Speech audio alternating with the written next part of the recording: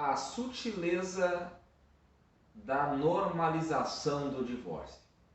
Fique conosco até o final desse vídeo e veremos, à luz da Bíblia Sagrada, o que a Bíblia fala sobre o divórcio.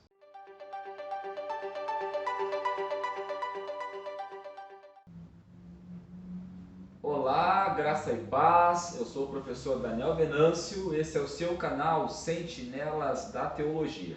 A graça e a paz, eu sou o professor Anderson Velasque e com muita alegria no coração, muita honra, estamos iniciando mais um vídeo do seu canal preferido da Escola Bíblica, Sentinelas da Teologia, não é, professor Daniel?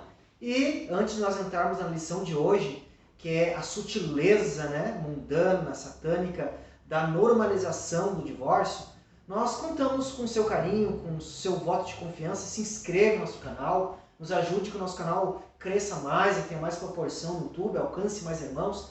Deixe aqui like missionário e deixe também o seu comentário, nós vamos ficar muito felizes de conhecer você, interagir com você. Que Deus lhe abençoe até o final deste vídeo. E a lição de hoje é a lição de número 4, que fala sobre a sutileza da normalização do divórcio. E se você, além desse vídeo que está sendo falado, você quiser subsídios de outro material, você pode ir na nossa playlist ali e procurar o vídeo 5, da aula 5 do trimestre passado. E ali nós falamos de forma mais pormenorizada, com relação ao divórcio. Então você pode ir lá na lição 5 do trimestre passado, na nossa playlist. Vai lá e confira o material na íntegra. Lição 4, a normalização do divórcio, ou a sutileza da normalização do divórcio. Esse texto, ou este assunto, está embasado em Mateus capítulo 19, onde nós temos ali aquela abordagem dos líderes religiosos, quando eles chegaram para Jesus e perguntaram se era lícito ao homem repudiar ou divorciar-se de sua mulher. Então, a partir dessa pergunta, nós temos todo o contexto em que a revista de hoje, ou a lição de hoje, ela está inserida. O tópico 1 da revista vai falar sobre o divórcio no contexto bíblico, tanto no Antigo como no Novo Testamento.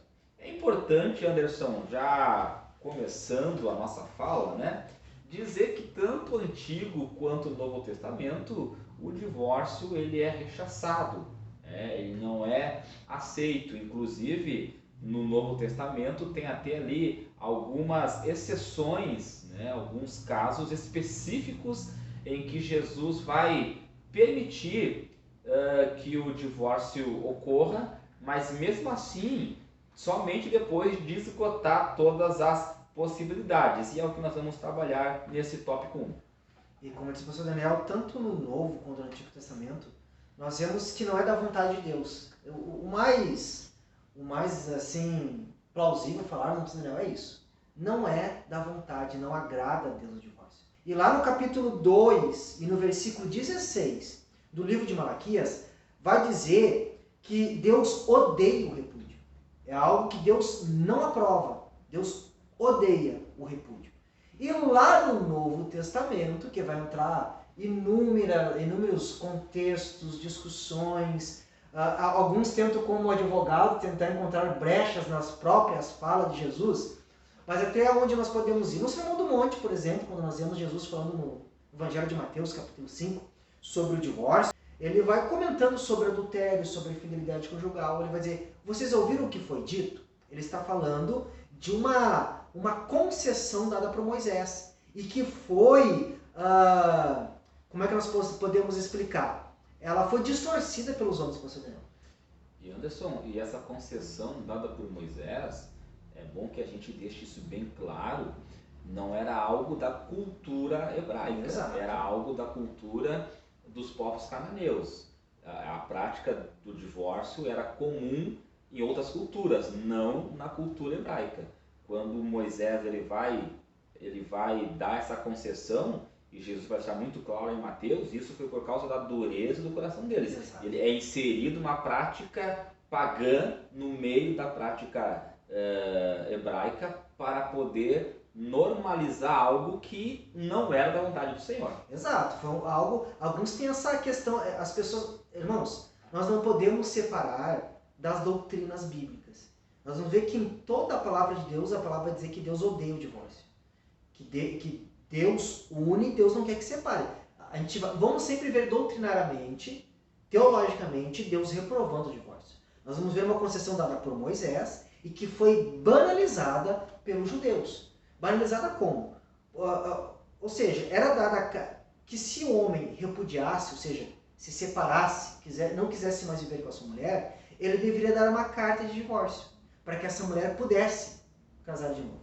Mas nós vemos que Jesus fala, lá no Sermão do Monte, que aquele que repudiar a sua mulher, a não ser só por um motivo, no Sermão do Monte que ele vai falar esse motivo, em caso de adultério, de relações sexuais ilícitas, traição conjugal, no caso de uma infidelidade, a esposa tivesse traído, né, sexualmente o marido com outro homem, aí, ou seja, isso por causa da dureza do coração do homem. Essa carta de divórcio, Jesus não estava dizendo que era permitido dar a carta. Ele estava dizendo, então pode, não. Ele está dizendo, ele está falando do repúdio, não da carta. Aquele que repudiar, que separar. Jesus não estava nem dizendo que ele era a favor da carta de divórcio. Ele falou que a carta, vocês ouviram os homens falar sobre a carta de divórcio. Mas eu digo, Jesus, como Deus, aquele que se afastar, abandonar, separar-se do seu casamento, da sua esposa, a não ser por uma situação de infidelidade conjugal, este comete adultério. Em outras palavras, este comete pecado. Este está transgredindo a ordem natural da vontade de Deus. Tópico 2, Anderson. A sutileza da normalização do divórcio, tanto no aspecto legal quanto no aspecto moral. Hoje, na sociedade em que vivemos, o divórcio é algo legal. É permitido que o homem ou a mulher, por motivos dos mais variados, não quero mais viver com ela vai lá, se separa, o juiz assina a separação, se a pessoa não quiser assinar, o juiz mesmo assina e está resolvido. No contexto da sociedade em que nós vivemos. No contexto cristão, não é bem assim, porque o contexto cristão tem como base o livro chamado Bíblia Sagrada, que é quem vai normatizar a nossa relação conjugal. Ele vai dizer que o divórcio, a não ser, no caso que já foi citado aqui, ele não é algo permitido. Porém, na prática da sociedade, isso é normal, mas não deve ser inserido no contexto cristão. Este é o cuidado que nós temos que ter, Anderson. Nós não podemos assimilar uma cultura não cristã dentro da cultura cristã. Pelo contrário, é sempre a cultura cristã que deve influenciar a cultura não cristã. E na cultura cristã, o divórcio, exceto no caso que a Bíblia descreve, ele não é permitido. Só que quando nós entramos na questão, pastor Daniel, na questão moral do divórcio, nós percebemos algumas coisas interessantes, porque nós sabemos que há algumas situações insustentáveis numa relação. Foi comentado o único motivo que era tolerável a separação, tolerável, que era no caso de adultério, e Deus vai dizer por causa da dureza do coração, se não houver perdão, que o bom é que haja perdão, que haja reconstrução, que a pessoa que traiu seja restaurada, não traia mais, e aquele que foi traído perdoe e se amem. Né? Que bom que isso aconteça, pastor Daniel. Isso é louvável. É sempre o recomendado. É o recomendado, é louvável, mas nós sabemos também, nós não podemos negar, que existem situações que é até um ato de loucura recomendar que permaneça junto. Por exemplo, nós temos visto, acompanhado muitos casos de feminicídio no Brasil. Muitas mulheres que às vezes são mortas pelos maridos por agressão, e até maridos são mortos por envenenamento, entre outras coisas. Então, maridos que tiveram a morte arranjada por mulheres ou por amantes, e assim vai, né? Então nós vemos que tem situações que não é recomendado, como alguém, tanto o homem quanto a mulher, está correndo um risco de morte, de morrer numa relação, ser morto pelo seu cônjuge, é claro que nós, ninguém vai apoiar que uma pessoa esteja correndo o risco de ser morto, sendo agredido, sofrendo, sendo humilhado. Nós compreendemos isso. É por isso que existem essas leis. Mas falando moralmente, a banalização, a normatização, algo que se torna corriqueiro. Porque hoje, meus irmãos, se nós olharmos, os divórcios dentro das instituições evangélicas, cristãs, é o mesmo índice que lá no mundo, pastor Daniel. É esse que é o contexto, a normatização, quando nós enxergamos como algo comum. No casamento não está legal, não vou lutar, não vou me esforçar, não vou buscar a Deus, não vou buscar agradar o marido, agradar a esposa. Não, é normal, é só separar e casar de novo. Aí nós vemos que essa normalização, ela está como na época de Jesus. Essa banalização chegou por causa da carta de divórcio, como existe hoje legalmente. Um divórcio permitido pela lei dos homens, parece que se torna banal e é comum hoje. Você vê um obreiro, você vê pastores, pregadores que já estão no segundo, terceiro, quarto casamento. E aí fica uma questão porque moralmente nós vemos que às vezes trazem alguns intempéries, nós vamos chegar depois, o professor Daniel vai comentar melhor nessa questão da prática pastoral, que vai ser no último tópico da lição, mas nós vemos também que deixa consequências na família. Porque imagina filhos, o trauma, a tristeza que traz para filhos verem os seus pais separarem. Filhos que devem, às vezes, estar uma semana numa casa, noutra, às vezes passando por maus tratos de padrastos, de madrastas, como nós vimos agora há pouco tempo, essa situação. Vimos alguns anos no passado, aquele menino aqui no sul que foi morto por causa da sua madrasta. Vimos agora aquele caso lá do menino Henry, por causa do seu pai também, que está sendo acusado, uma acusação de ter sido morto por agressão. Então, tem várias consequências morais. Traumas de filhos, traumas às vezes de homens e mulheres que perdem a pessoa amada, ficam traumatizados. Então, tem todo um contexto social, moral, que o divórcio lesa. O divórcio deixa marcas. O divórcio deixa traumas, o divórcio destrói famílias, deixa filhos desamparados e filhos às vezes à mercê de pessoas como nós vimos o menino Henry, por causa de uma família de pais divorciados e às vezes acaba caindo nas mãos de pessoas com mau caráter e acaba sofrendo. Não é o mesmo cuidado que tivesse com o pai biológico e a mãe biológica. E Anderson, quando nós vemos essa normalização do divórcio dentro das igrejas evangélicas, nós percebemos como tem cristãos, como tem cristãos fracos espiritualmente, fracos moralmente, não conseguem lidar com a divergência, não conseguem tolerar, não sabem perdoar. Então, Anderson, a gente percebe uma fraqueza espiritual, moral, na vida de muitos crentes. Porque se a Bíblia, o apóstolo Paulo vai trabalhar muito essa questão do perdão, mesmo que um irmão te ofenda, se nós conseguimos perdoar o irmão que nos ofende, por que não conseguimos, Porque muitas pessoas não conseguem lidar com a divergência que acontece dentro do seu lar. A sua esposa, ela é sua esposa, sim, mas ela também é sua irmã em Cristo. A sua esposa ou seu esposo, ele também é o seu irmão em Cristo. Ele é uma pessoa que vai acertar e que vai errar. É uma pessoa que por conviver junto, as dificuldades, Anderson, elas são maiores, porque não é como no relacionamento de culto, de igreja, em que você vai lá ver o irmão, a irmã, 2, 3 vezes por semana, vai para casa e Deus, só depois, daqui 2, 3 dias. No casamento não, você sai de casa juntos e voltam para casa juntos. Então essas divergências, elas vão surgir por inúmeras coisas. Tem diferenças culturais, de criação, ou seja, o esposo e a esposa foram criados em famílias diferentes, com costumes diferentes, manias diferentes.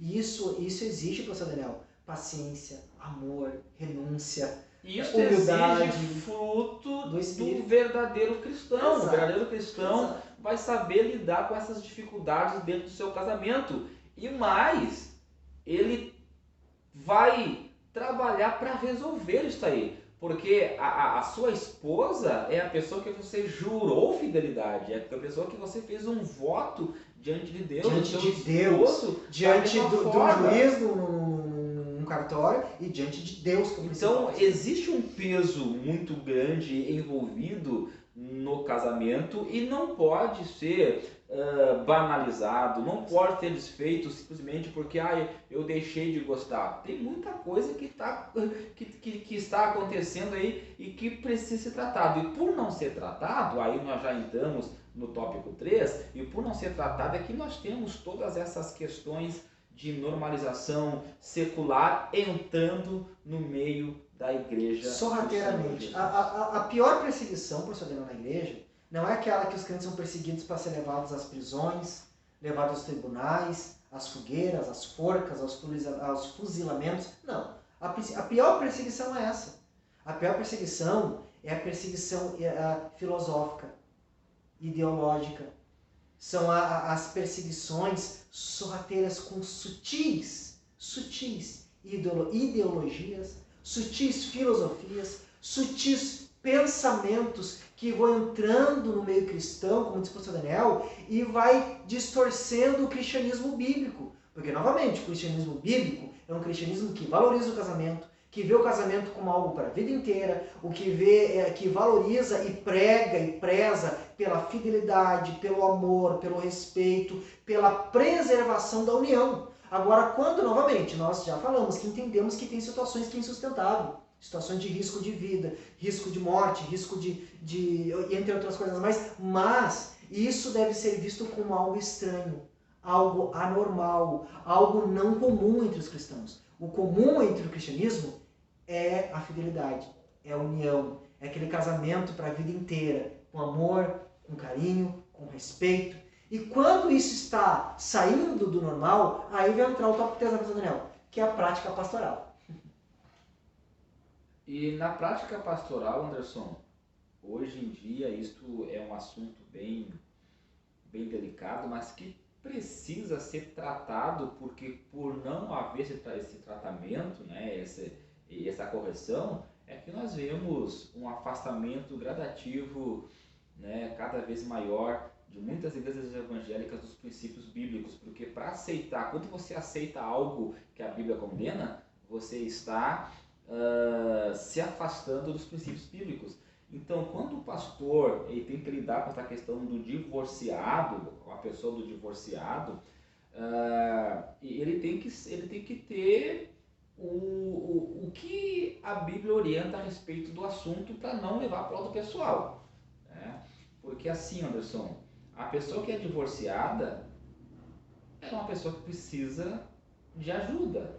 Se for um divorciado fora do que o princípio bíblico estabelece, no caso de infidelidade conjugal, ou no caso da união de um crente com um não crente, né? Ou no melhor, que no meio da caminhada um se converte, outro não, e aí o não cristão resolve não seguir no casamento, então a pessoa que é cristã está livre porque o não cristão quis a separação. Então essas pessoas elas precisam ser orientadas, precisam ser trabalhadas e elas precisam estarem no corpo, sendo alimentada, sendo curada, sendo pastoreada, mas não envolvidos diretamente no trabalho, porque, moralmente falando, um divorciado não tem como liderar um departamento. Imagina um divorciado líder do departamento da família. Não tem condições, né? Um divorciado cuidando de jovens. Não tem condições, é pastoreando uma igreja. Não tem. Então, ou seja, essa pessoa ela vai estar, que moral, né? vai estar participando do hall de membros da igreja, contudo, essa pessoa está sem condições de assumir qualquer ministério, porque a Bíblia, Paulo vai dizer muito claro lá em Timóteo, né, os requisitos para exercer os ministérios, né, que são pessoas casadas, pessoas que são fiéis e assim por diante.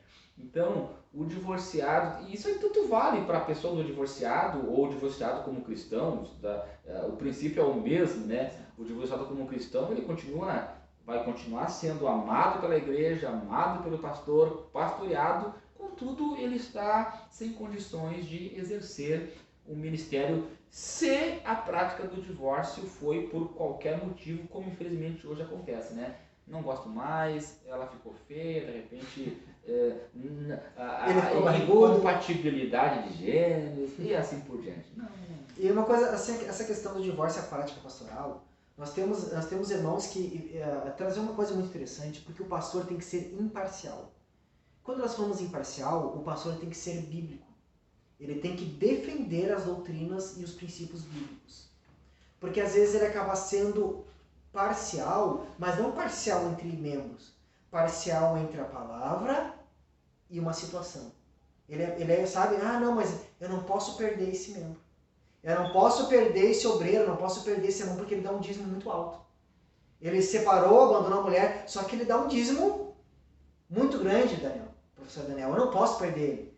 E às vezes, nós vemos também que às vezes as instituições forçam isso. Porque nós vemos que muitos líderes, eles não conseguem liderar biblicamente, mas eles têm que liderar debaixo do jugo de instituições. E eles não podem deixar cair folha de entradas de dizimistas, eles não podem deixar cair o número de membros, eles não podem, e assim vai. Então o pastor não pode ser frouxo. Entre palavras, o pastor não pode ser frouxo moralmente e doutrinariamente. Ele tem que ser alguém ilibado, alguém corajoso. É como Paulo disse. Paulo lá na carta aos Gálatas, alguns irmãos questionaram porque a pregação de Paulo, ela contradizia toda a tradição judaica, ele era um judeu. Como é que ele diz? Paulo, a tua pregação fere os princípios dos teus irmãos judeus. Aí Paulo vai dizer, eu procuro agora o favor dos homens ou a favor de Deus? Eu não prego para agradar a homens. Como Paulo diz, se está magoando meus irmãos judeus, paciência, mas eu preciso pregar a verdade. O meu compromisso não pode ser parcial, eu tenho que pregar só até onde não toca no meu irmão, não. Eu tenho que ser alguém corajoso e ter compromisso com a verdade. E o pastor que tem um compromisso com a verdade, ele prega toda a Bíblia. E quando nós falamos em pregar toda a Bíblia, ele prega contra o divórcio. Ele prega sobre o bom relacionamento entre homem e mulher. Ele prega sobre o adultério. Ele prega sobre a separação. Ele prega, ele fala, porque a palavra ele vai chegar um momento, se ele estiver fazendo uma pregação expositiva, se estiver pregando em Coríntios, ele vai chegar no momento sobre o divórcio.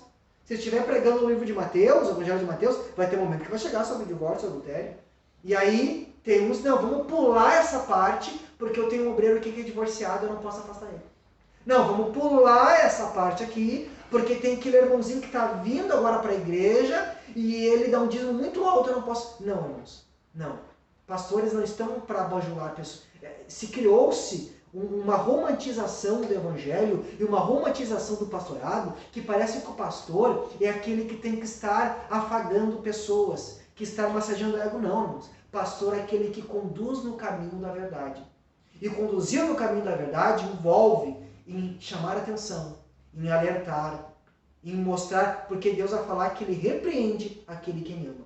Então o pastor sério, mesmo sabendo que ele provavelmente ele vai tocar na ferida, porque ele tem um obreiro que está se divorciado, ele tem que falar sobre o divórcio. Que provavelmente ele pode perder aquele novo visitante que está vindo, que dá um bom dízimo, mas ele vai falar que é errado o divórcio, mas ele tem que ter o compromisso, e não pode ser frouxo. Então o pastor, sim, ele fala a verdade, ele mostra o caminho, mas com amor, pastor Daniel. Como disse o pastor Daniel, embora não está de acordo com os princípios bíblicos do divórcio, mas nós amamos o divorciado. A igreja ama, a igreja cuida, a igreja abraça. Só que o pastor ele deve ter o cuidado de preservar este irmão.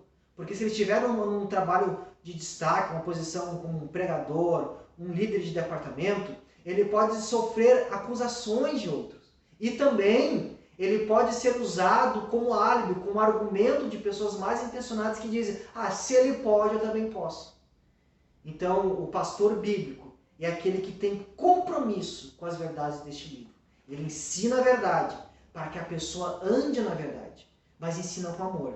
Ele não é aquele que aponta o pecado, não. Ele mostra para cuidar, sarar e zelar pelos princípios e pelo padrão bíblico da Igreja de Cristo.